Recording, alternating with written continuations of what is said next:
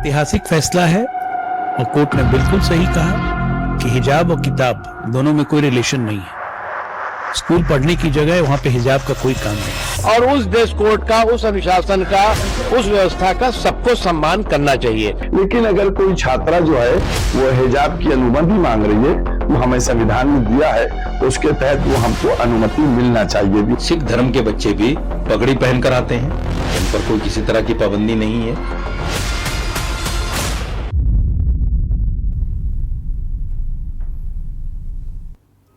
नमस्कार, मैं शेखर त्रिवेदी। हिजाब पर इलाहाबाद हाईकोर्ट के फैसले के बाद अब बहस अदालत से निकलकर सियासत और समाज के बीच पहुंच गई। कोर्ट ने प्रयागराज की एक छात्रा की याचिका खारिज करते हुए कहा कि हिजाब को इस्लाम की अनिवार्य धार्मिक प्रथा साबित करने के लिए पर्याप्त सामग्री अदालत के सामने नहीं रखी गई।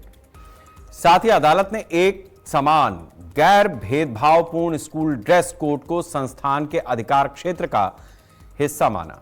लेकिन फैसले के बाद सवालों की फहरिस्त लंबी है। क्या स्कूल की यूनिफॉर्म धार्मिक स्वतंत्रता से ऊपर है? क्या किसी धार्मिक प्रथा के अनिवार्य होने का फैसला अदालत करेगी या धार्मिक समुदाय?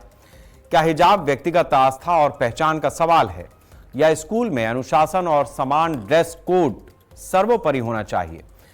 एक तरफ all India Muslim personal law board इस फैसले को सुप्रीम कोर्ट में चुनौती देने की तैयारी कर रहा है, तो दूसरी तरफ असदुद्दीन ओवैसी समेत कई नेताओं ने फैसले पर सवाल उठाए। सवाल उठता है कि आस्था के सवाल में न्यायपालिका का दखल क्या ठीक है? और यह भी हमें समझना होगा कि जिस तरीके से विवाद बढ़ रहा है, इसमें कितना धार्मिक मामला है, कितना हमारी न्यायपालिका को कटघरे में खड़ा करने की मंशा है और कितना इसमें स्कूल का पक्ष है। लेकिन उससे पहले वो बयान जो आज सुर्खियों में है। ड्रेस, स्कूल की जो ड्रेस है उसकी मुखालफत नहीं कर रहे हैं। बिल्कुल हर जगह की जो ड्रेस हो उसको फॉलो करना चाहिए, उसको पहनना चाहिए। लेकिन अगर कोई छात्रा जो है वो हिजाब की अनुमति मांग रही है, मैं समझता हूं कि जो हमें संविधान में दिया है उसके तहत वो हमको अनुमति मिलना चाहिए भी उस छात्रा को। देखिए, पहली बात तो मैं ये कहूंगी कि हिजाब इस्लाम का एक महत्वपूर्ण हिस्सा है। ठीक है, बहुत सारी ऐसी महिलाएं हैं, मुझ जैसी भी, जो अपनी मर्जी से हिजाब पहने ना पहने, लेकिन संविधान ने सबको हक दिया है कि आप अपनी मर्जी से अपना धर्म फॉलो कर सकते हैं। What is essentiality, what is essential? और फिर क्या रिलीजियस जो हमारी इबादतें हैं वो भी प्रोटेक्ट करेंगे नहीं करेंगे? और आज का फैसला ये भारत की आईन की दफा 25 और 19 के खिलाफ है। मैं कपड़े पहनता हूं, सिख हमारे बेटियां और हमारे बच्चे पहनते हैं। आप होते कौन है इस्लाम के सेंचुअलिटी को डिसाइड करने वाले? समझता हूं कि जो सिख धर्म के बच्चे भी पगड़ी पहनकर आते हैं, उन पर कोई किसी तरह की पाबंदी नहीं है। तो अगर बच्ची स्कार्फ पहन के आ रही है या हिजाब पहन के आ रही है, मैं समझता हूं कि उस पर कोई इस तरह की टिप्पणी नहीं होनी चाहिए थी, कोई फैसला नहीं आना चाहिए था। ऐतिहासिक फैसला है और कोर्ट ने बिल्कुल सही कहा कि हिजाब और किताब दोनों में कोई रिलेशन नहीं है। स्कूल पढ़ने की जगह है, वहां पे हिजाब का कोई काम नहीं है। जो संस्थान है, जो शैक्षणिक संस्थान है, जो एजुकेशनल इंस्टीट्यूशंस हैं, उनके अपने जो है वो ड्रेस कोड होते हैं, उनकी अपनी जो है वो अनुशासन होता है, उनके अपनी जो है व्यवस्थाएं होती हैं। और उस ड्रेस कोड का, उस अनुशासन का, उस व्यवस्था का सबको सम्मान करना चाहिए।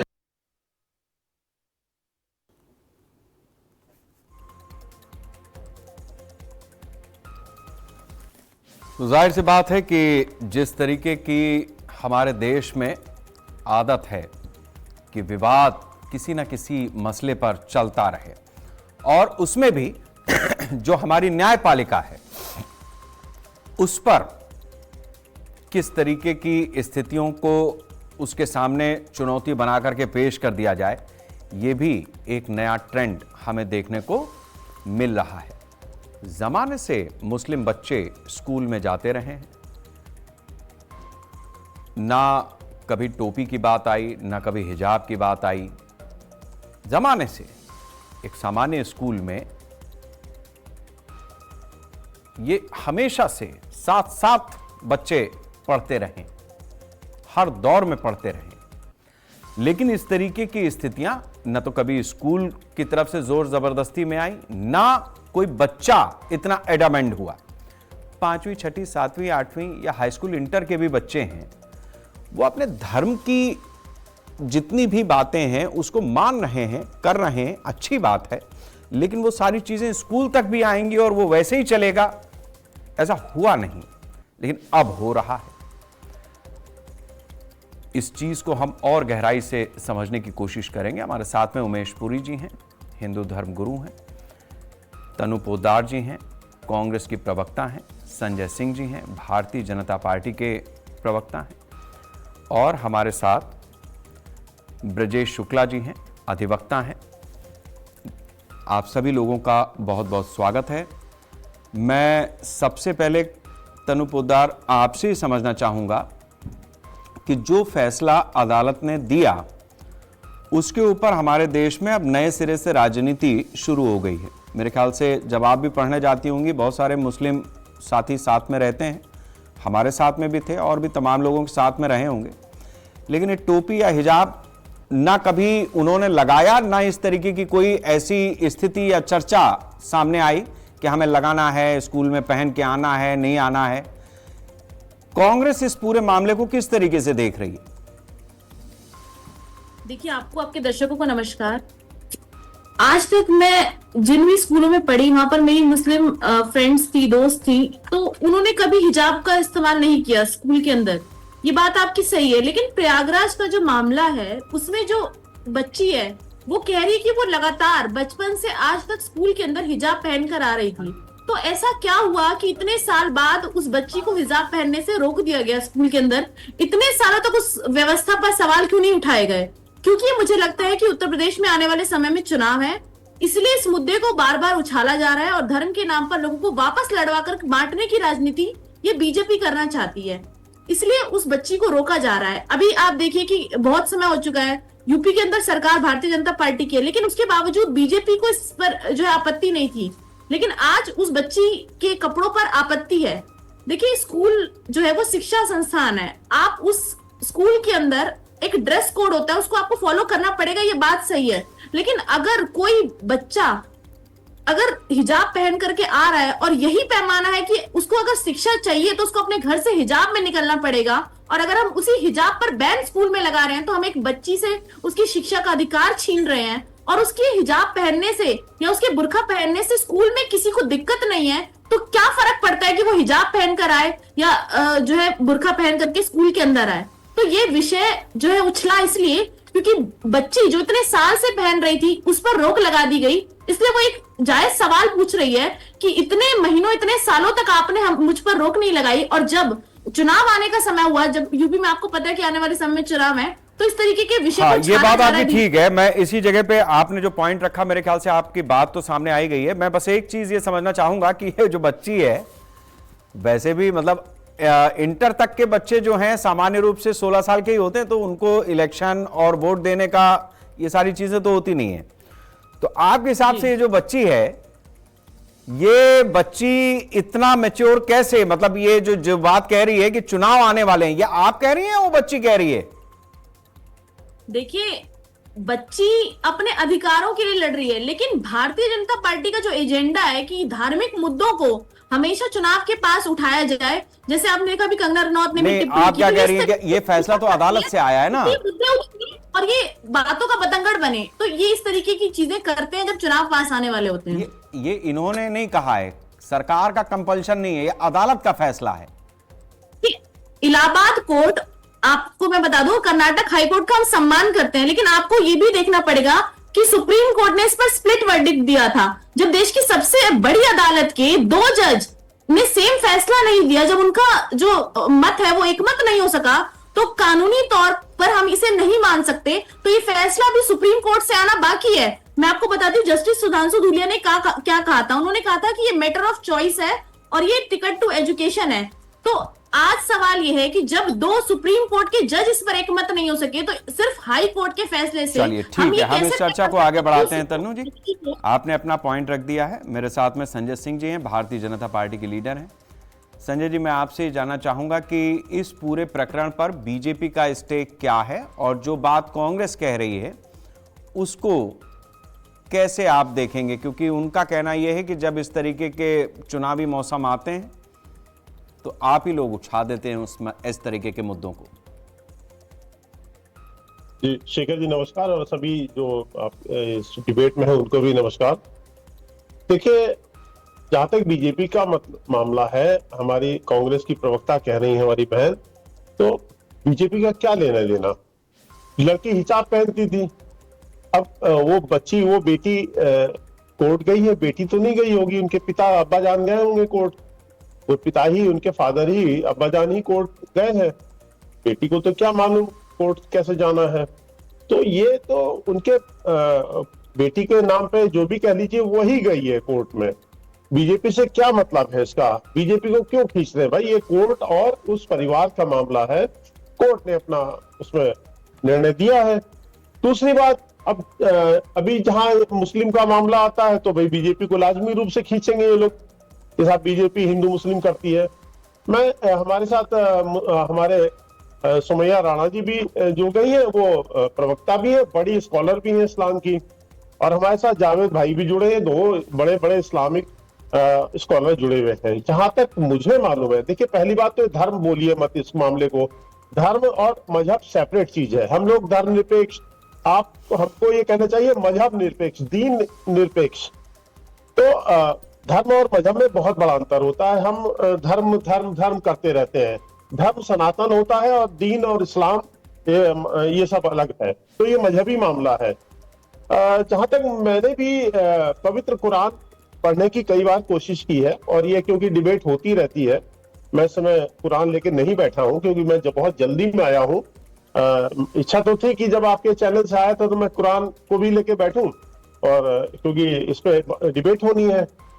कुरान में मजहब के कपड़े पहनने से मजहब नहीं चलता है, यह शरीयत का मामला है इनके। जहां तक मुझे मालूम है कि कुरान के अंदर कहीं बुर्के का नाम नहीं है, उसमें तन को, शरीर को ढकने के लिए बात की गई है। अब सुमैया राणा जी करेक्ट कर सकती है, जावेद भाई करेक्ट कर सकते हैं। तो और दूसरी बात शेखर जी, जो सबसे बड़ी बात है, एक तरफ आप बराबरी की बात करते हैं भाई, अगर वो बच्ची अकेली हिजाब पहन के आ रही है तो वहां हिंदू बच्चियां भी तो पढ़ रही है ना। तो इसका मतलब आप हिजाब इसलिए पहन रहे हैं कि आपकी एक इस्लामिक आइडेंटिटी बनी रहनी चाहिए। जो कल्चरल कॉन्फ्लिक्ट है, जो सैमुअल पी हटंकर ने जो बुक लिखी थी 1990s में, clash of civilisation making of new world order, बड़ी फेमस बुक है अमेरिकन राइटर की, वो अमेरिका के स्टेट डिपार्टमेंट में इनकी थीसिस है, उसको पढ़ना चाहिए सबके ऊपर। तो उसमें साफ है। तो मुझे लग रहा है ये कल्चरल कॉन्फ्लिक्ट है जिसको बराबर पुश किया जा रहा है। मुझे भी शेखर, ठीक है, स्कूल का ड्रेस कोड लागू होना चाहिए या इस तरीके की जो बाकी चीजें हैं उस पे बीजेपी का स्टेक क्या है? सब बच्चों के अंदर, अगर आप कहते हैं कि साहब भाजपा हिंदू मुस्लिम कर रही है, तो अगर आपको भाजपा ही नजर आती है तो बच्चे को के बीच में ये बिल्कुल नहीं होना चाहिए। जो स्कूल की यूनिफॉर्म है उसको आप पहनाइए बच्चों को। बच्चियों को मन में ये नहीं आना चाहिए हिंदू बच्चों के साथ ये देखो इस्लामिक आइडेंटिटी का मामला है, ये हिजाब पहन के आ रही है, ये पहन के आ रही है। तो एक देखिए वहां से लाइन ड्रॉ हो जाती है, इस्लाम की आइडेंटिटी और जो सेकुलर आइडेंटिटी है जो हिंदू कैरी ऑन करता है, उसमें बहुत डिफरेंस हो जाएगा। ये कम्युनल आइडेंटिटी है और secular identity Hindu carry on करता है। ये कम्युनल और कल्चर सेकुलर में कॉन्फ्लिक्ट ड्रॉ कर रहे हैं हमारे इस्लामिक स्कॉलर। ठीक है, ठीक है। मैं इस चर्चा को और आगे बढ़ाता हूं। सुमैया राणा हमारे साथ में, समाजवादी पार्टी की प्रवक्ता हैं। सुमैया, आपके हिसाब से क्या होना चाहिए, मतलब समाजवादी पार्टी के हिसाब से क्या होना चाहिए?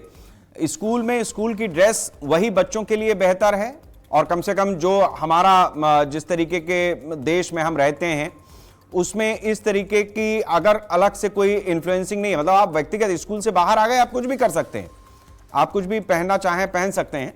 स्कूल के अंदर क्लासरूम में सब बच्चे एक जैसे दिखें, इसको लेकर के सपा का स्टैंड क्या है?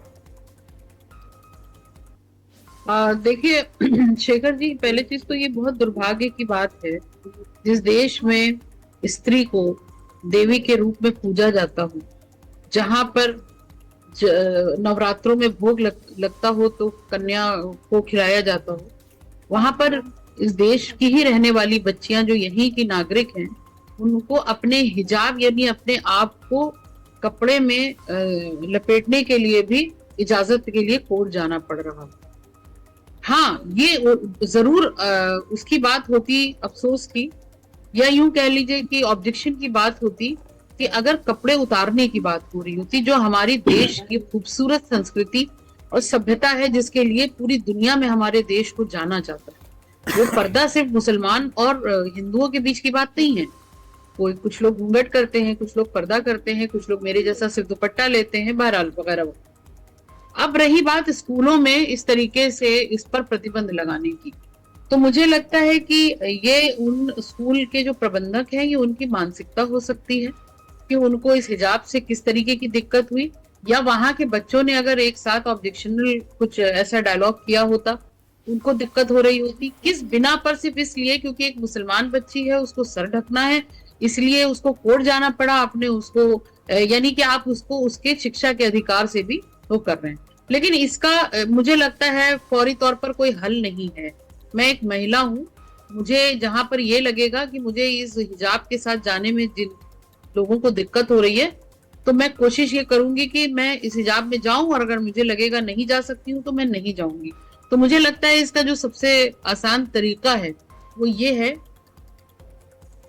इस वक्त के हालात को देखते हुए, कि ऐसे संस्थानों में जाने से बचें जहां पर आपको आपकी कपड़ों की पहनने की आजादी, कपड़े उतारने की आजादी के तो सब साथ खड़े हो जाएंगे, लेकिन कपड़े पहनने की जब आजादी की बात होती है तो फौरन एम फैक्टर दिखने लगता है। चलिए ठीक है, और मुझे ठीक लगता है, है कि हमारे देश के हिसाब, आपका पॉइंट आ गया है मेरे ख्याल से। मैं इस चर्चा को आगे बढ़ाता हूं, जावेद जी के पास चलता हूं। जावेद जी, वो ठीक है, आपने देखा कि भाई जो सियासी लोग हैं वो अपना सियासी एंगल इसमें डालेंगे, लेकिन जिस तरीके की स्थितियां हमारे देश में हैं, मतलब मुझे नहीं याद पड़ता कि मेरी पूरी एजुकेशन में कभी भी इस तरीके का कोई मसला आया हो। हमारे बहुत सारे मुस्लिम साथी भी थे, लड़के भी थे, लड़कियां भी थीं, लेकिन ये हिजाब है या टोपी है या कोई भी इस तरीके के आइडेंटिटी, मतलब स्कूल में हम लोग भी अगर मान लो टीका होता है हमारे यहाँ, तो वो टीका स्कूल जाते जाते अपना ख़त्म ही हो जाता था।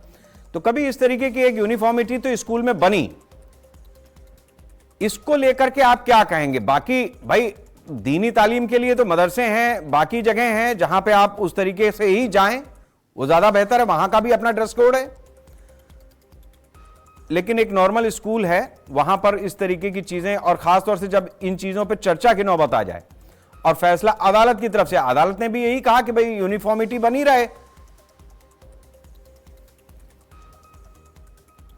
अनम्यूट कर दीजिए अपना माइक। जी बहुत बहुत शुक्रिया। एक अहम बिंदु पे आप चर्चा कर रहे हैं जो धार्मिक है, रिलीजियस है, और इसका ताल्लुक राजनीति से नहीं होना चाहिए। संजय की एक बात से मैं सहमत हूं कि ये हमें क्यों खींच के लाया जाता है, ये बहुत ही इंटरेस्टिंग बात है और बिल्कुल राजनीतिक नहीं होना चाहिए। सब्जेक्ट ऐसा है, अगर इसके बैकग्राउंड में जाइए, क्या मामला है। जो लड़की है वो जाती है कोर्ट में अपने हक के लिए कि हमें ड्रेस पर आजादी मिलना चाहिए। जब इसको रिव्यू किया गया इस मामले को, तो देखा गया कैमरे में, फुटेज में, कि बहुत सारी लड़कियां ऐसी थी जो सुकैया के रिजवी की तरह थी, जो पहनती नहीं थी इस तरह का कोई हिजाब और ओपन आ रही थी। लेकिन ये भी देखा गया कि कोर्ट ने, स्कूल ने मना नहीं किया उसको ये पहनने के लिए, स्कूल ने मना नहीं किया। तो सुकैया रिजवी किस परिस्थिति में कोर्ट में पहुंची। दूसरी बात कि क्या अदालत को रिलीजियस, एसेंशियल रिलीजियस के लिए वो उसकी सीमाएं और उसका जो तय करने का तरीका सुप्रीम कोर्ट से तालमेल नहीं होना चाहिए।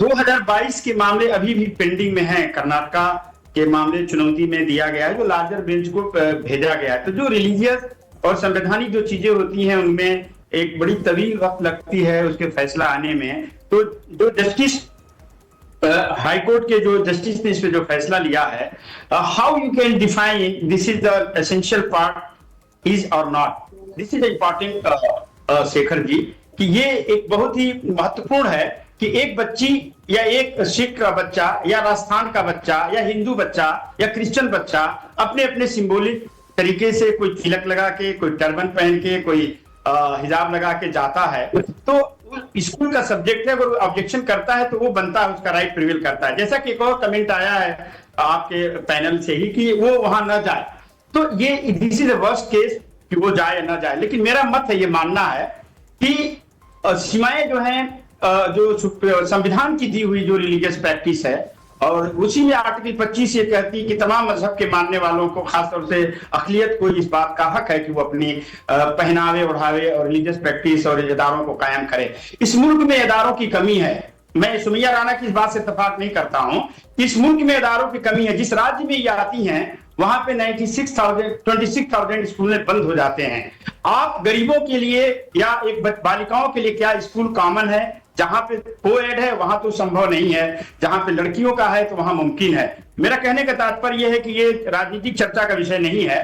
ये अभी हमने राजस्थान के केस में देखा है कि वहां भी जो राजस्थानी जो पहनावा होता है उस पर भी ऑब्जेक्शन स्कूल ने रोका है, और मध्य प्रदेश में भी तिलक को लेके रोका गया, पूर्व सरकार ने किया गया है। तो इसमें राजनीति नहीं होना चाहिए, मेरा ये मानना है, और ये सब्जेक्टिव मैटर है। ठीक है, अगर ठीक है, मेरे ख्याल से आपने अभी इस हिस्से की तो ठीक है, इस हिस्से में आपने अपना पॉइंट रख दिया है। हम चर्चा को धीरे धीरे आगे बढ़ाते हैं।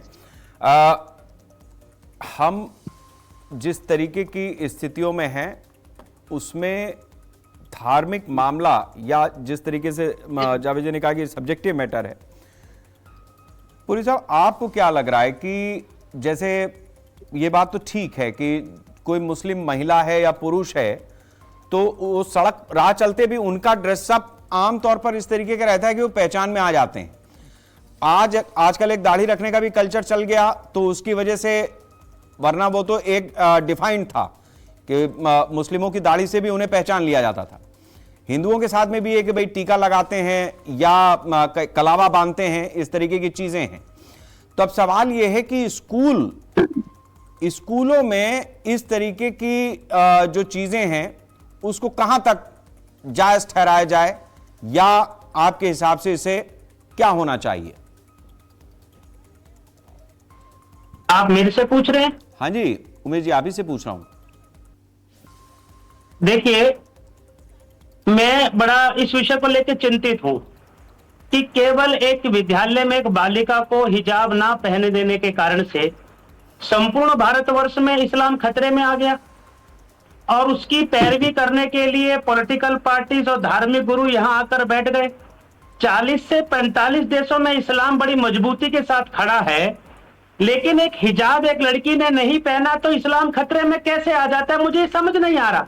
और मैं आपके चैनल पर बड़ी जिम्मेदारी से कहता हूं, हमने कुछ समय से देखा है, कोई भी कॉम्पिटिटिव एग्जाम्स हो रहा है, चाहे यूपीएससी का हो और भी कॉम्पिटिटिव एग्जाम्स हो, तो वहां हिंदू लोगों के जो लड़के होते हैं उनके कलावे तक कटवा दिए जाते हैं, उनके कलावे कटवा दिए जाते हैं। तो लेकिन हिंदुओं ने तो कभी इस पर कोई प्रश्न चिन्ह नहीं खड़ा है। लेकिन मैं एक बात बड़ी जिम्मेदारी के साथ कहना चाहता हूं, एक विद्यालय में एक बालिका है, एक स्कूल का अपने एक यूनिफॉर्म होता है ताकि वहां पे एक समरसता बनी रहे, समानता बनी रहे।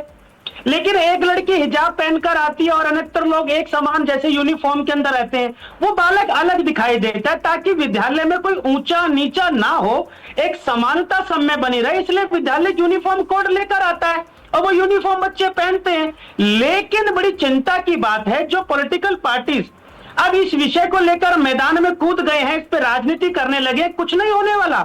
पॉलिटिकल पार्टी का तो वोट बैंक सद जाएगा। वो लड़की जो है वो 11वीं, मुझे लगता है 10वीं 11वीं की बालिका होगी, उसको इतनी नॉलेज कहां से आ गई, वो कोर्ट भी चली गई। मुझको लगता है ये सभी पॉलिटिकल पार्टी जो आज यहां पर उनके फेवर में खड़े हैं, यही लोग उकसाने का काम करते हैं। परिवार में गए होंगे, मैटर बनेगा, और जहां तक कुछ लोगों ने कहा कि उत्तर प्रदेश में चुनाव है, वो विषय बनेगा। लेकिन मैं बड़ी गंभीरता से कहना चाहता हूं, भारत को एक करना है, शक्तिवान करना है, हम सब छात्रों को मिलकर एक समान भाव से शिक्षा प्राप्त करनी है। इन विषयों में छात्रों को मत घसीटिए, नहीं तो ऐसे तो बहुत सारे विषय हैं। दिल्ली में अरविंद केजरीवाल की सरकार में पूरे के पूरे दोपहर की नमाज के समय मुस्लिम स्टूडेंट एप्लीकेशन लिखकर प्रिंसिपल के अंदर ऑफिस में देते थे, हमें नमाज पढ़ने का समय दीजिए। अरे भैया ऐसे सारे करेंगे तो फिर पढ़ाई कब होगी बच्चों की? अगर सब धार्मिक अपनी इन सब चीजों को करोगे, वो घर में हो सकती हैं, परिवार में हो सकती हैं। आप हिजाब पहनकर आइए स्कूल के दरवाजे तक, हिजाब उतार दीजिए, जब स्कूल से आप जाते हैं घर तक हिजाब डाल लीजिए। लेकिन इस प्रकार का माहौल बनाकर मुझे लगता है बालकों की शिक्षाओं के साथ ये खिलवाड़ नहीं होना चाहिए। ठीक है, मैं तो इसमें ठीक है, आपने उमेश जी जो बात कही है, मैं इससे आगे की भी चीज देख रहा हूं। हमारे साथ में देखिए ब्रजेश जी हैं, अधिवक्ता हैं दिल्ली हाई कोर्ट में।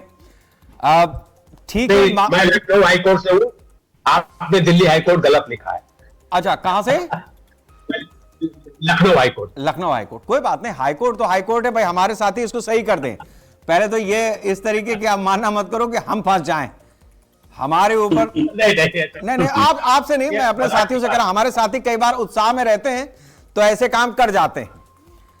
ये हमारे ख्याल से तुरंत सही कर दें, वही सबसे अच्छा है। ब्रजेश जी, मैं अब आपसे ये समझना चाहूंगा कि ठीक है, एक बच्चे के स्कूल का मामला है, हम इसका एक बड़ा व्यापक स्वरूप लेते हैं, क्योंकि केवल इतनी जगह पे हम टिके रहें तो वो भी बात ठीक नहीं है। क्या भारत की अदालतों में यह संभव है? हम जज साहब के फैसले पर आज जो वहां से आया, उसके बाद जिस तरीके की सियासत हो रही है, उस चीज पे चर्चा कर रहे हैं। अब मैं चलता हूं कि भारतीय जुडिशरी में क्या हम इस चीज की कल्पना कर सकते हैं कि हमारे कोई मुस्लिम साथी जो वकील भी हैं, वो भाई अदालत में भी एक ड्रेस है कि आपको एक काला कोट पहनना ही है जिरह करते समय, यहां जो आप स्कार्फ लगाते हैं वो लगाना ही है, और एक प्रॉपर ड्रेसअप में आपको अदालत में ऑनरेबल जज के सामने खड़ा होना है, पोजीशन आपकी एक तय है। अब फर्ज कीजिए कि कल को कोई मुस्लिम साहिबान टोपी लगाए चले आए, या कोई मुस्लिम अधिवक्ता है, वो कहने हम तो बुरके में ही बहस करेंगे। इसी तरीके से कोई डॉक्टर जो हमारी मुस्लिम हो, वो कहने हम तो बुरका पहन के तभी ऑपरेशन करेंगे।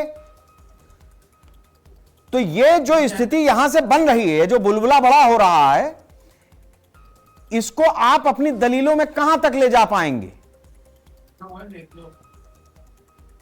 त्रिवेदी साहब, पहले तो मैं एक रिक्वेस्ट करूंगा, मैं नॉन पॉलिटिकल आदमी हूं, मैं केवल अधिवक्ता हूं और कुछ नहीं। पहले तो इन सब चीजों से पॉलिटिकल पार्टीज अपना हाथ किनारे करते हैं, ये इशू बनाए जाते हैं। अब आप बताएं, जब एक सुप्रीम कोर्ट में ऑलरेडी पेंडिंग था, तो what was the occasion to go to high court at Allahabad? दूसरी चीज, वो बच्ची जिसको अभी पूरा ज्ञान भी नहीं है समाज का, वो कॉम्पिटेंट नहीं थी पिटीशन फाइल करने की, तो उसकी थ्रू मदर फाइल हुई। तो बट नेचुरल जो आपने बात कही अभी किसी ने कि साहब, जिस बच्ची को ज्ञान ही नहीं है कि कोर्ट क्या होता है, तो कहीं ना कहीं इंस्ट्रूमेंटल तो पीछे के लोग हैं ना, वो सामने एक्चुअल नहीं आते कौन है। दूसरी चीज, अगर आपको जिस दिन हमारे कोर्ट से आस्था उठ जाएगी, उस दिन जंगल राज हो जाएगा। अब रही दूसरी बात, अगर आप इस तरह से ड्रेस कोड जिसका पर्सनल देंगे, तो हिंदू कहेगा मैं तो धोती कुर्ता और लंगोट पहन के आऊंगा, क्रिश्चियन कहेंगे मैं तो साहब वो अपना पूरा जो गाउन है वो डाल के आएंगे, मुस्लिम कहेंगे साहब हम तो पूरा अलग ड्रेस में आएंगे, अभी हजाम की बात है। आप बताइए, क्या कभी ऐसा आपने देखा है? मेरी उम्र ठीक ठाक हो गई, मैं 60+ से हूं, मैंने पढ़ाई भी की नर्सरी से लेके LLB तक, मैंने कभी नहीं देखा कि मेरे साथ एक कोएड थे, सब थे, कोई लड़की हिजाब पहन के आ रही है। ये अब नया इशू रिसेंट एरा में तैयार हुआ है, और खासतौर से मैं ये देख रहा हूँ कि जब से वो कर्नाटक हाईकोर्ट का जजमेंट आया है, उसके बाद से लोगों को और फितूर हो गया कि नहीं अब तो जरूर पहनेंगे। अरे भाई, आप हर चीज में कोर्ट की बात मानते हैं, क्यों ये स्टाइल से करते हैं कि आपस में वैमनस्य हो जाए और आदमी की शक्ल देखना ना पसंद करे? आप बताइए त्रिवेदी जी, आपके कितने दोस्त मुस्लिम होंगे और जो एक साथ खाते पीते होंगे? मेरे भी है। इसके माने तो नहीं मैं ब्राह्मण हूं तो मैं किसी और के साथ खाऊंगा नहीं या उठू बैठूंगा नहीं। ये तो बड़ी गलत चीज है। आप क्यों बच्चों को सेपरेट कर रहे हैं?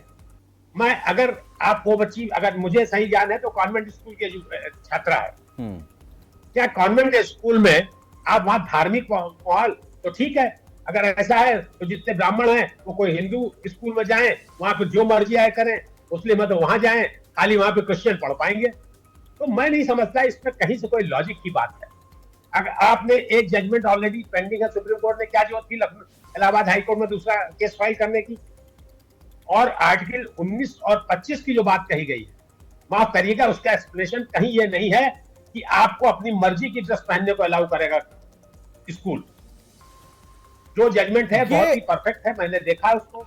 हाँ, मेरे हिसाब से। और फिर लार्जर बेंच को रेफर्ड है मैटर, कर्नाटक वाला, लेट द वर्डिक्ट कम। ठीक बात है। ये ब्रजेश जी, आप जो पॉइंट आपने रखा है ये एक महत्वपूर्ण पॉइंट है, इसको हम लेकर के जरा जावेद साहब के पास चलते हैं। जावेद साहब, ये एक चीज है, देखिए एक तरफ तो हम ये कहते हैं कि हमारा जो देश है वो सेकुलर है, यहाँ सभी धर्मों का सम्मान है, सभी लोगों को अपने धर्म को मानने की आजादी है वगैरह वगैरह। तो इस लिहाज से जैसे वो जो बच्ची है, हम हिंदू हैं तो हमारे घर पे भी हमारे जो संस्कार हैं वो हमारे को दिए जाते हैं, लेकिन उसको ले करके हम स्कूल जाएं या उन चीजों को हम वैसे ही करें, इसके लिए कोई पाबंदी या हमको ये मतलब फोर्सफुली नहीं कहा गया। तो जब ये सारी अपेक्षा फिर हिंदू तबके से ही क्यों है कि हम ही सेकुलर बने रहें? जो मुस्लिम तबका है किसी जगह पे तो उसको भी फिर आना पड़ेगा कि नहीं बेटा, हिजाब पहनने की जगह होती है, आप स्कूल पहुंचना उससे गेट पर ही उतार देना, बैग में रख लेना, यह भी एक तरीका हो सकता था। हमारे यहां बच्चियां नौकरी करती हैं, बच्चियां आती हैं बुर्का पहन के आती हैं, लेकिन वो गेट पर ही उतार देती हैं, अंदर आती हैं नॉर्मल अपना रहती हैं। वो जब यहां से जाना होता है उनको, वो फिर बुर्का पहन लेती हैं। एक चेंज रूम बना दिया हमने उसके लिए, तमाम ऑफिसेज ऐसे हैं। तो ये बच्चे को हिजाब पहना करके भेजना, ये मुस्लिम अपनी जो धार्मिक कट्टरता है, तो ये मुसलमान भी तो अपने बच्चों में बिल्कुल कूट कूट के धर रहा है, और सेकुलर होने का पूरा जो जिम्मा है वो हिंदुओं पे डाल दिया। एक बात बहुत महत्वपूर्ण है शेखर जी, हमारे जो अधिवक्ता ने कहा है कि उन्होंने बहुत अच्छी तरह से पढ़ा है, उसमें 91 सेक्शन सब सेक्शन 1 ये कहता है कि स्कूलों को इस बात की आजादी है कि वो अपना ड्रेस कोड डिफाइन करें, इसमें कोई दो राय नहीं। मैं फिर से रिपीट कर रहा हूं कि जब ऑलरेडी सुप्रीम कोर्ट में इस मुल्क में एक अजीब सी कैफियत पैदा है, जो जुडिशरी में, ब्यूरोक्रेसी में तो क्लैश हो चुका है, जुडिशरी तक भी इस बात को पूरे देश में किसी भी कोने में देखें आप, कर्नाटका ने क्या कहा और स्कूलों ने क्या शुरू किया और हमारे उत्तर प्रदेश और नॉर्थ इंडिया में क्या माहौल है, मैं इसको एक तरह से आपको तर्कसंगित कर सकता हूं कि अब से पहले मैं भी एक गांव से पढ़ के और विश्वविद्यालय अलीगढ़ से लेके और दिल्ली तक मैं सफरनामा तय किया हूं, और हमारे भी बच्चे पढ़ के अब फारिग हो गए और कॉन्वेंट स्कूल में पढ़ते हैं। आप कॉन्वेंट स्कूल का ड्रेस कोड देखिए, हमने उसको माना है। जो घर में बच्चे कपड़े नहीं पहन सकते, जो 11वीं 12वीं बच्चियां हैं, उनको जिस तरह का ड्रेस वहां ऑफर किया जाता है, हम वहां समझौता करते हैं। क्या हिंदू मुस्लिम क्रिश्चियन सभी करते हैं, आप इसको भी देख सकते हैं। तो मेरा इसमें मत ये है कि मैं कहूं कि राजनीतिक सब्जेक्ट नहीं है और ये धार्मिक भी नहीं कह सकते हैं हम, क्योंकि ये स्कूलों को, हॉस्पिटल को, सेवा के स्थलों को, ये बुर्के की बात नहीं है। मैं एक चीज यहाँ पे इंगित करना चाहूंगा शेखर जी, जो जरूरी है कि हिजाब और बुर्के में फर्क है। हिजाब जो है बहुत ही कन्फाइंड एरिया को ढकने की बात है, उसमें चेहरा खुला रहता है, सर ढका रहता है और हाथ खुला रहता है। जो लड़कियां, जैसे मिसाल के तौर पे मैं 5 वक्त की नमाज पढ़ता हूं, हमारा छोटा भाई है वो नहीं पढ़ता है। इसी तरह आपके यहाँ धर्म में कोई पूजा करता है, कोई नहीं करता है। इसका मतलब ये नहीं हुआ कि वो एसेंशियल पार्ट नहीं है आपकी जिंदगी का। कोर्ट ऐसे इंगित अगर करता है तो कोर्ट का मामला जो है वो सब्जेक्टिव है, it has to be take care by the larger bench. और मैं इसमें बहुत स्पष्ट तौर से कह रहा हूं कि ये मामले ऐसे होते हैं कि हमने बहुत सारे फैसले देखा है कि वो करेक्ट होते हैं, और करेक्ट होते हैं कौन? अपेक्स कोर्ट करता है। तो मुझे लगता है कि ये बहुत ही कोहातुल का मामला नहीं हो, लड़की के पीछे कौन है ये मैं इसमें बहुत इंटरेस्टेड है। हमारा मामला यहाँ पर है कि who has into the before the court। जी ठीक है, ठीक है। संजय जी आप अपना पॉइंट रखें। जी जी, देखिए जावेद साहब को मैं सुन रहा था और वैसे बहन सुमैया राणा को भी सुना, बहुत अच्छी बात कह दी, देवी के समान, बहुत बढ़िया, बहुत अच्छा लगा मुझे। अब इस्लाम से खारिज ना हो जाए, मुझे इस बात की चिंता है, वो तो कुफ्र वाली बात हो गई। खैर चलिए, बहुत अच्छी बात कही। मैं जावेद साहब की बात को जरा बहुत गौर से सुन रहा था, मतलब ये बात बहुत गौर से सुनने वाली है। हमारे इस्लामिक स्कॉलर कितने प्यार से बड़ी महीन बातें कहते हैं। इन्होंने अभी बात कही मामला सुप्रीम कोर्ट में है, क्या जल्दबाजी थी? क्या मैं जावेद साहब आपसे पूछना चाहता हूं, अगर सुप्रीम कोर्ट ने कह दिया कि नहीं आपको हिजाब नहीं पहनना है, तो कहीं आप शाहबानो और सायरा बानो वाला मामला तो नहीं करेंगे देश के अंदर? दो मामले हैं, सुप्रीम कोर्ट ने शाहबानो और सायरा बानो का जजमेंट दिया था, आप लोग नहीं माने थे। कांग्रेस की सरकार थी, कांग्रेस को आपने मुझे जो बोलने दीजिए जावेद साहब, मैं नहीं बोला था। सुमैया जी अपना माइक बंद कर लीजिए, सुमैया जी की आवाज रोको फोन पे। पूरा आपने उनको अपने कदमों में, कांग्रेस को तलबों में डाल दिया था। अब मैं आता हूं शेखर जी, मैं बड़ी बात आज आपके चैनल पर डिस्क्लोज करना चाहता हूं। ये है क्या मामला? ये इस देश के हिंदुओं को जो सेकुलर माइंडसेट है उसको समझने की जरूरत है। ये हिजाब को पुश क्यों किया जा रहा है इस देश के अंदर? मैं ट्यूनीशिया का एग्जाम्पल देने जा रहा हूं। शेखर जी मुझे इंटरप्ट कोई नहीं करेगा। ट्यूनीशिया फ्रेंच कॉलोनी थी, अभी अरब स्प्रिंग हुआ था 2010 में। वहां एक ठेले वाले को रोका गया था, उसके बाद वहां सत्ता परिवर्तन और अरब कंट्रीज में बहुत बड़ा अरब स्प्रिंग खड़ा हुआ था। ट्यूनीशिया के प्रेसिडेंट थे 1957 से लेकर 1987 तक हबीब बेरोगा। बहुत सेकुलर थे और इनकी सेकुलरिज्म का मैं मतलब बताता हूं कि वो रमजान के, मैं किसी मुसलमान भाई को नहीं कह रहा कि उस लाइन पे आप चलिएगा, वो रमजान के महीने पे टीवी में जूस पी के दिखाते थे। और वहां की ट्यूनीशिया की 90% पॉपुलेशन मुसलमान है। बहुत गौर से सुनने वाली बात है शेखर जी, ये हो क्या रहा मेरे देश के अंदर? वहां की जो सेकुलर कल्चर थी, वहां स्त्रियां जैसे अफगानिस्तान में स्कर्ट पहनती थी, वहां के बच्चे भी सेकुलर ड्रेस कोड पहनते थे, वहां की थी। लेकिन भारत की जो तबलीगी जमात है, क्योंकि ये 100 से ज्यादा देशों में काम करती है, यहां वहां इसने पेनिट्रेट किया और पकड़ा किसको? कॉलेजेस, डिग्री कॉलेजेस, यूनिवर्सिटी को। और इतनी बारीकी से पकड़ा शेखर जी कि वहां को बच्चों को इन्फ्लुएंस करना शुरू कर दिया और जो शरीयत के आधार पर कपड़े पहनाए जाते हैं उसके लिए उन्होंने तैयार कर लिया। और जो क्लासिकल केस है शेखर जी, कि नहीं इंटरप्ट मत करिएगा, उन बच्चों ने अपने माँ बाप से जाके कहा कि आप शरीयत के हिसाब से कपड़े पहनेंगे। और उसी ट्यूनीशिया से 1979 से लेकर 1989 तक जो यूएसएसआर में मुजाहिदीन गए थे शेखर जी, ट्यूनीशिया जैसी सेकुलर कंट्री से वो रेडिकल माइंडसेट तैयार हुआ और वो जिहाद करने गए, पाकिस्तान ट्रेनिंग हुई। अब आप समझिए ये कितना खतरनाक। ठीक है संजय जी, मेरे ख्याल से आपने अपना पॉइंट रख दिया है। ठीक है, मैं तनु जी के पास चलता हूं। तनु जी, मैं आपसे ये समझना चाहूंगा कि देखिए हमारे देश में एक क्रूशल स्टेज तो है, जरा भी कुछ होता है तो केवल इतनी सी बात नहीं है कि उन चीजों को लेकर के हम यूं ही छोड़ दें। हर चीज पे हम लोग गंभीर चर्चा करते हैं, आज भी कर रहे हैं। मेरा सवाल आपसे सिर्फ इतना सा है, जो बात मैं लेकर के जावेद जी के पास भी गया था, कि अगर वो बच्ची हिजाब नहीं पहनती है, या हिजाब या बाकी चीजें होनी नहीं चाहिए उस तरीके की, स्कूल के मामले में मैं कह रहा हूं, तो अभी ये जिस तरीके की स्थिति है इसमें वापस मतलब मुस्लिम तो अपने धर्म को नहीं छोड़ पा रहा है, वो तो अपनी जगह पे स्टैंड कर रहा है, लेकिन ये अपेक्षा जरूर की जाएगी कि फिर हिंदू एक बार सेकुलर हो जाए, या उसको भी अपना इसी तरीके से सब चीजों को देखना, सुनना, समझना चाहिए।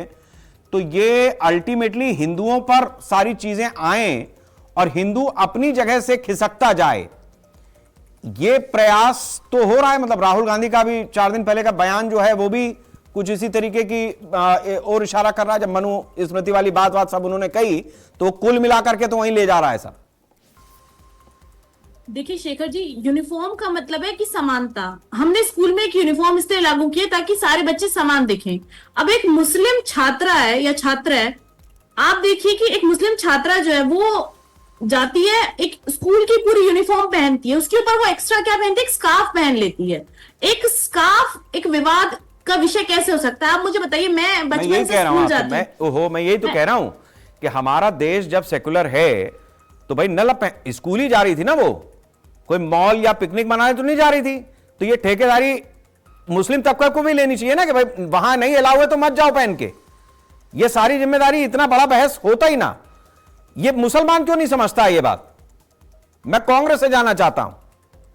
देखिए शेखर जी, ये बात बिल्कुल सच है कि अगर उस बच्ची को ये बोला जाता कि आप बिना हिजाब के या हिजाब के साथ भी स्कूल जाएंगी तो भी आप जा सकती हैं, तो उस बच्ची को आज कोर्ट का दरवाजा खटखटाने की जरूरत नहीं पड़ती। नहीं। कहीं ना कहीं ये मेरे सवाल का जवाब नहीं है।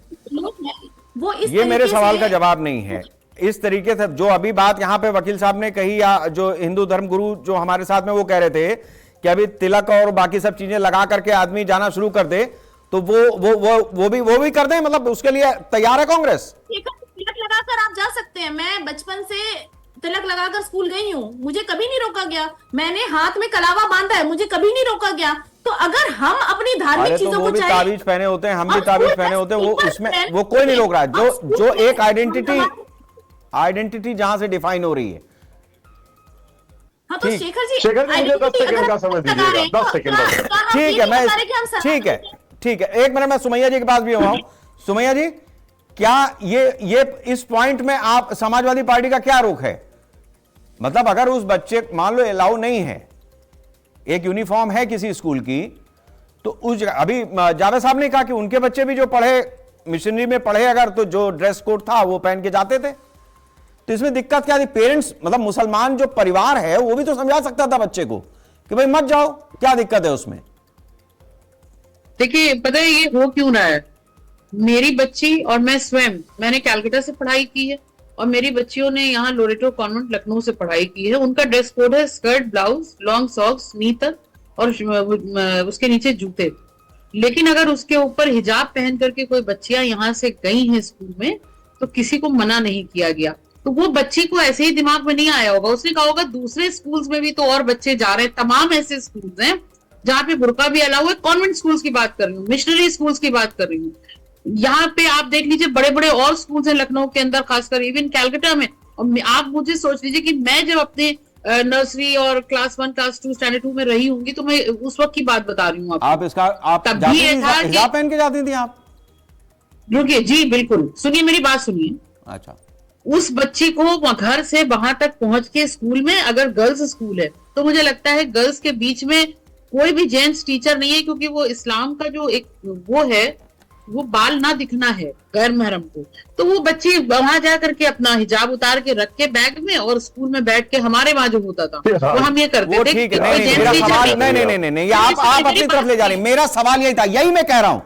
एक छोटे से बच्चे में, ओहो, मैं एक मिनट, नहीं, मुझे आप शेखर जी कंप्लीट तो करने दीजिए। मैं यही आप मेरे पास समय नहीं बचेगा सुमैया जी। मैं ये सिर्फ जानना चाह रहा हूं, समाजवादी पार्टी मुस्लिम कट्टरता पर अपनी जगह पर, उसको बढ़ाने में कोई दिक्कत नहीं है।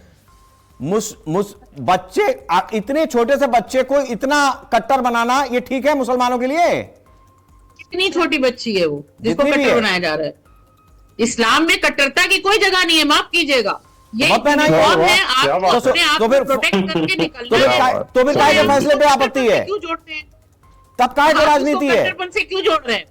मुझे एक बात समझ में नहीं आ रही है, हमारे देश में कपड़े उतारने पर ऑब्जेक्शन होना चाहिए, कपड़े पहनने पर कैसे ऑब्जेक्शन हो सकता है? आप कह सकती हैं भाई, हम, बड़ी दुर्भाग्यपूर्ण और शर्म की बात है। वो ये कट्टरता की बात है ना, यहाँ पर नहीं निकलती है जब लिव इन रिलेशनशिप, आप गलत दिशा में ले जा रही हैं। आप अपनी तरफ, ठीक है, मैं उमेश जी के पास चलता हूँ। ओके, हो गया। आप समझिए ये चीज कितनी, जो आप कर रही हैं वो कट्टरता है। आप अपनी बच्चियों को बर्दाश्त नहीं कर सकते, आप दूसरों पर मत थोपिए। ये मुसलमानों के लिए है, ये ना, ठीक है। मांगी जा रही है। सुमैया जी, इस्लाम में कहां लिखा है, मुझे ये बता दीजिए। आप, आपके कुरान में कहां लिखा है? उसमें कि एक आयत है, मैं आपको चैलेंज कर रहा हूँ, कोई और किसी आयत दिखा दीजिए जिसमें बुर्का पहनना बताया हो। सिर्फ आपके कुरान में लिखा है कि अपने छाती को ढकिए चादर से ढकिए छाती को। सिर्फ एक आयत है आपकी कुरान के अंदर। ठीक है, उमेश जी, मैं आपसे जानना चाहूँ, एक सेकंड, अब रुक जाइए। उमेश जी, मैं आपसे जानना चाहूंगा कि जो बात अभी हो रही है, मेरा सवाल बड़ा कन्फाइंड है इस मामले में कि एक छोटे बच्चे को, मतलब आप घर पे हर धर्म के लोग अपने परंपराएं बच्चों को सिखाते हैं, कोई दिक्कत नहीं है उसमें। मैं ये जाना, एक मिनट सुमैया जी रुक जाइए, ऐसे चर्चा आगे बढ़ती नहीं हमारी। ये जो स्थिति है, इसमें क्या अपेक्षा की जा रही है? मतलब जितना सेकुलरिज्म है वो हिंदू, सिख, ईसाई, ये सारे लोग समझें। मुसलमान बच्ची जिसकी अभी तबीयत पूरी तरह से, मतलब उसको पता भी नहीं है कि पूरा इस्लाम क्या है या धर्म क्या होता है, वो हिजाब पहन के जाए, वरना मामला गड़बड़ है। और इस चीज के लिए हम सबर कर लें, मतलब हमसे मतलब हिंदू। देखिए, बड़ी चिंता की बात है। मैं आपको स्पष्ट कर देना चाहता हूं, भारत एक लोकतांत्रिक राष्ट्र है, ये कोई तालिबान थोड़ी ना है भाई। भारत में प्रत्येक व्यक्ति स्वतंत्र रूप से रह रहा है, अपने धार्मिक कार्यक्रमों को कर रहा है। मुसलमान 5 टाइम की नमाज पढ़ता है। अब आप बोल लीजिए बहन जी, पहले आप बोल लीजिए, मैं तो बाद में बोल लूंगा। मुझे आप ये बताइए कि मेरे एक मिनट सुमैया जी, मेरे पास समय नहीं बचेगा, आप बात समझिए। ठीक है उमेश जी, आप अपना जवाब पूरा करें, मुझे ब्रजेश जी के पास भी जाना है। मुझे ब्रजेश जी के पास बोलना चाहता हूं। मैं ये कह रहा हूं कि भारत एक लोकतांत्रिक राष्ट्र है, ये कोई तालिबान नहीं है। और मैं बड़ी जिम्मेदारी से बोलना चाहता हूं, इस देश की बहुसंख्यक आबादी हिंदू है, हम सब जानते हैं। तब भी इस देश में हम लोग ये नहीं कह सकते कि हिंदू राष्ट्र है, हमने लोकतांत्रिक व्यवस्था को स्वीकार किया, लेकिन इस देश के मुसलमानों को ये उन्मादी कट्टरता फैलाने में आनंद क्या आता है भैया? ये तो बताओ। हम तो नहीं बोलते हिंदू राष्ट्र, हम एक लोकतांत्रिक राष्ट्र की बात करते हैं, लेकिन इस देश का मुसलमान पता नहीं क्यों इतनी समस्या में आ जाता है, क्यों इतने पतन में आ जाता है। मैं बड़ी जिम्मेदारी से बोल रहा हूँ। ठीक है उमेश जी और सुमैया जी, ठीक है ठीक है, मैं ब्रजेश जी के पास चलता हूं। एक सेकंड, ब्रजेश जी अपना पॉइंट रखें। आगे आपने अपनी बात रख दी है। सुमैया जी आप थोड़ा सा सब्र कीजिएगा, ब्रजेश जी आप अपनी बात रखें। मैं साहब, जब अभी 1901 का बात हुई कॉन्स्टिट्यूशन और 25 की, क्योंकि मैं अपने ऑफिस में ही बैठा हूं, तो मैंने निकाल के देख लिया। मैंने कहा शायद मुझे ज्ञान कम हो, और हकीकत में मास्टर नहीं हूं हर चीज का। इसमें कोई एक क्लॉज बता दे ABCD से लेकर G के बीच में, जिसमें ये कहते हो कि आप अपने ड्रेस कोड पहन के जाएंगे और आपको इस तरह की सहूलियत मिलेगी या फैसिलिटीज मिलेगी। ये है protection of certain rights regarding the freedom of speech. अब इसमें पहला क्या है? Freedom of speech and expression. ठीक, इससे रिलेटेड नहीं है issue. Assembly of peace, assembly peacefully and without arms, for to form association or union, to move freely throughout the territory of India, to reside and settle in any part of territory of India. तो फिर F जो है वो delete हो गया 1979 में। और last है to practise any profession, to carry on any occupation, trade और बिजनेस। तो भाई मुझे ये बताएं कि ड्रेस को ये कहां लिखा है कॉन्स्टिट्यूशन ने किया कि आपको जो मर्जी है। कल को हिंदू नारंगी पहन के पहुंचेगा, मुस्लिम ग्रीन पहन के पहुंचेगा, और क्रिश्चियन सब, मैंने बताया ना, अलग अलग। और वही हालत जैसे आपने कही ड्रेस कोड है। अगर हमारे यहाँ वकील हरा लाल नीला पीला पहन के घूमेंगे तो माफ करिएगा हमारे प्रोफेशन की गरिमा खत्म हो जाएगी। अब अक्सर लोग कहते हैं जिनको ज्यादा ज्ञान नहीं, होना चाहिए, क्यों होना चाहिए साहब? सब ये अंग्रेजों का दिया है। ठीक है ब्रजेश जी, आपकी बात पे जावेद जी कुछ पॉइंट रख रहे हैं। जावेद जी अपना पॉइंट रखें आप। हाँ बोलिए जी। शेखर जी, मेरा रिफरेंस था वकील साहब को कि जो स्कूल प्राइवेट एडेड या गवर्नमेंट के हैं, आर्टिकल 19 के 1 और G में ये प्रोविजन है कि उसको इस बात का हक है कि वो ड्रेस कोड को निर्धारित करे। वह इतनी संदर्भित था। मेरी बात पूरी होगी। शुक्ला जी कहां पे? 19G में। मैंने फिर से रिपीट कर रहा हूं, जो प्राइवेट एडेड हैं या गवर्नमेंट स्कूल हैं, उनमें आर्टिकल 19 के 1 और G में, 1 के G में ये प्रोविजन है कि उनको हक है कि वो अपने यूनिफॉर्म की। ठीक है, मतलब कुल मिला के आप यही कह रहे हैं कि स्कूल ये तय कर सकता है कि वो किस यूनिफॉर्म में बच्चा जाएगा। लेके बैठा हूँ, उसको बता नहीं। अगर ऐसा होता है लिखा आदमी की बात नहीं करूंगा, मैं लेके बैठा हुआ, इसमें एक लाइन दिखा दीजिए, आज से वकालत छोड़ दूंगा मैं। अगर ये लोग आप कह रहे हैं, अगर वकालत करिए वकील साहब की राजनीति में कहां पड़ेगा? आप वकालत छोड़ जाना छोड़ दूंगा। आप लोग क्यों गलत चीजों को कहते हैं भाई? क्यों ऐसी बात करते हैं? आप बताने की बात मत करिए, हारमोनी की बात कीजिए, हारमोनी की बात कीजिए। We are suppose to be secular and every person should be secular and harmony should be maintained. ठीक है तनु, आप अपना पॉइंट रख दें। ठीक है, आ रहा हूं, समय ज्यादा बचा नहीं मेरे पास, आ रहा हूं। तनु जी। शेखर जी, यूनिफॉर्म का मतलब समानता हो सकता है, लेकिन वो हमारी रिलीजियस चॉइस को खत्म नहीं कर सकता। अगर मैं स्कूल जा रही हूँ और मैं तिलक लगाकर जा रही हूँ, और अगर किसी को भी, चाहे वो कोई मुस्लिम छात्र हो, छात्रा हो, या कोई भी, अगर किसी को उससे आपत्ति है, तो मैं भी वैसे ही रिएक्ट करती जैसे इस छात्रा ने रिएक्ट किया। मैं आपको एक बात साफ कर देना चाहती हूँ कि वो जो छात्रा थी, वो स्कूल की पूरी यूनिफॉर्म पहनती थी, उसके ऊपर से वो स्कार्फ डालती थी जिससे उसका सर और अपर पोर्शन ढका रहता था, सिर्फ इतना करती थी। अगर हम तिलक लगाकर अपने रिलीजन को जो है फॉलो करते हैं, तो अगर वो हिजाब पहन करके स्कूल आ रही है या स्कार्फ पहन करके स्कूल आ रही है, जिससे उसका पूरा स्कूल यूनिफॉर्म दिख रहा था, उसने पूरा हिजाब कैरी नहीं किया जिससे उसकी पूरी बॉडी ढकी थी, तो फिर वो रिलीजियस कट्टरता कैसे हो सकती है? तो ये मैं आपको बताना चाहती हूँ कि ये एक बस विषय एक सेकंड इसी जगह पे टिके रहिए। मैं ये कह रहा हूं कि एक बच्ची वो है जो हिजाब पहन के आई, मान लेते कि उस स्कूल में 100 बच्चे हैं, तो 99 बच्चे उस बच्ची, मतलब 99 जो बाकी के बच्चे हैं वो उस एक बच्ची के हिसाब से इसलिए एडजस्ट करें क्योंकि वो मुस्लिम है और उसका ये कल्चर है, बाकी के 99 एक बच्ची को फोर्स भी तो नहीं कर सकते ना नहीं, कि आप क्यों नहीं कर सकते? स्कूल नहीं अभी बताया ना, अभी जावेद जी ने बताया ना कि स्कूल का अपना नियम है कि वो यूनिफॉर्म डिसाइड कर सकता है। स्कूल ने यूनिफॉर्म डिसाइड कर दी, स्कूल का नियम यूनिफॉर्म है, वो यूनिफॉर्म पहनती थी, मैं आपको बता तो रही हूँ। मैं वही कह रहा हूं आपसे, मैं कह रहा हूं कि 99 लोगों से अलग दिखना, 99 लोगों से अलग दिखना उस एक बच्ची को क्यों जरूरी लग रहा है? इसी देश में रहना है ना उसको, इसी हवा पानी में रहना ना। शेखर जी मैं यही कह रहा हूं 99 बच्चों पर, उसी क्लास के 99 बच्चों पर या उस स्कूल के 99 बच्चों पर एक बच्ची का क्यों थोपा जा रहा है? और आप राजनीतिक दल होने के नाते समर्थन, आप उस बच्ची के लिए क्यों नहीं कह रही हैं? वो बच्ची अगर हिजाब या स्कार्फ पहनना चाहती है तो बाकी 99 बच्चे को हम फोर्स नहीं कर रहे हैं कि आप भी पहनिए, अगर आप मुस्लिम हैं, उनमें से एक भी मुस्लिम है तो हम किसी को नहीं, आप फोर्स कर भी नहीं सकते। मैं कह रहा हूं कि उस बच्ची को क्यों नहीं समझाया जा रहा कि मत पहन के जाओ, कोई गड़बड़ नहीं हो जाएगी, तुम्हारा धर्म खतरे में नहीं आएगा।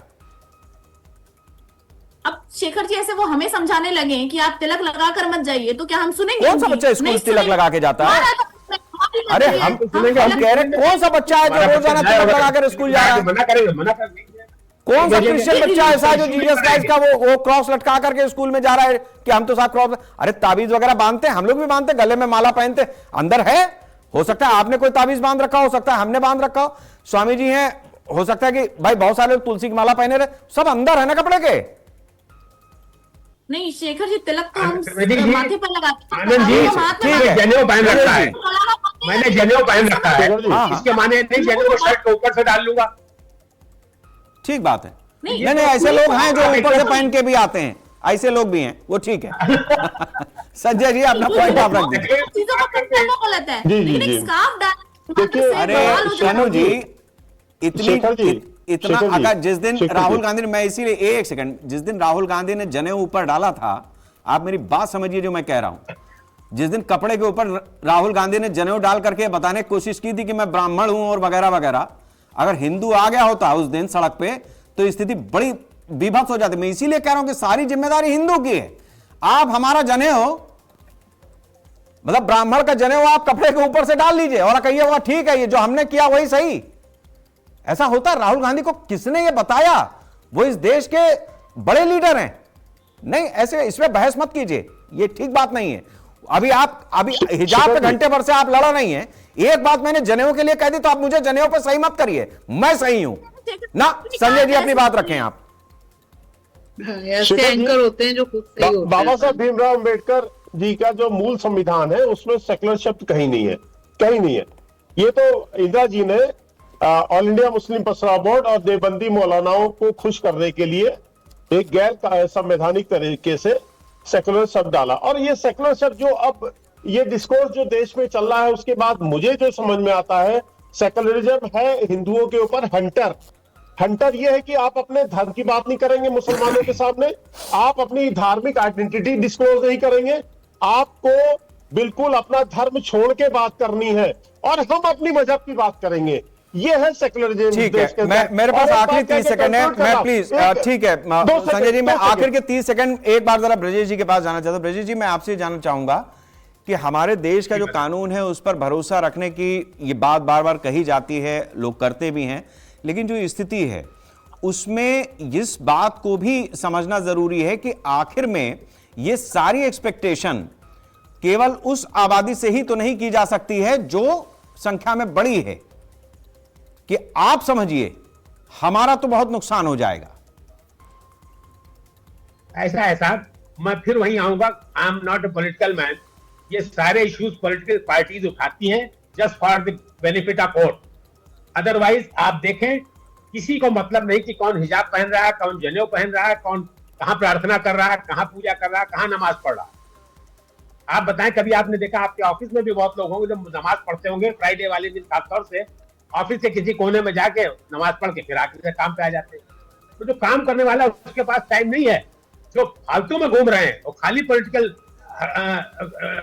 पार्टी को प्रवक्ता है, उनके एजेंट्स हैं, वही ये सारी बातें। क्यों? ये बेनिफिट फॉर वोट है, not for in the country of welfare. आप बताएं, जिस बच्चे को आप सेकुलरिज्म सिखाना चाहिए उसको आप इस तरह से सेक्यूट कर दे रहे हैं।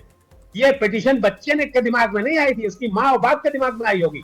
पिटीशन थ्रू, बिकॉज 18 से कम एज का बच्चा डायरेक्ट पिटीशन या कोई काम नहीं कर सकता, वो थ्रू गार्जियन जाएगा, मदर जाएगा, बेस्ट फ्रेंड जाएगा, नेचुरल गार्जियन मदर के थ्रू है ये पिटीशन, जहां तक मुझे मालूम है। तो आप बताएं कि दिमाग का फितूर किसका था? चलिए ठीक है, मेरे ख्याल से आज मेरे ख्याल से अब मेरे पास समय नहीं बचा, मेरे ख्याल से सबको जवाब आ ही रहे हैं। बहुत बहुत शुक्रिया आपका ब्रजेश जी, उमेश जी, तनु जी, संजय जी, सुमैया जी, जावेद जी, बहुत बहुत शुक्रिया आप सभी लोगों का इस चर्चा में शामिल होने के लिए। इसमें दो राय नहीं है कि जो बच्ची स्कूल में गई, जिसके नाम से मुकदमा और जिसके ऊपर आज हम चर्चा और तमाम चीजें, या इस देश में बड़ी बड़ी राजनीतिक पार्टियां हिजाब के ऊपर भिड़ गई हैं, स्थिति ये नहीं है। अगर ये देश वास्तव में सेकुलर इमरजेंसी के समय पे ही सही लेकिन बना दिया है, कागज में जोड़ दिया है, संविधान की मूल भावना में जोड़ दिया है, तो इसकी ठेकेदारी अकेले हिंदू को मत दो। ये उस बच्ची को भी समझाओ, उसके माँ बाप को भी समझाओ कि हिजाब अगर स्कूल में पहन के जाना अलाउ नहीं है, अंदर बैठना अलाउ नहीं है, तो दरवाजे पे उतार दे।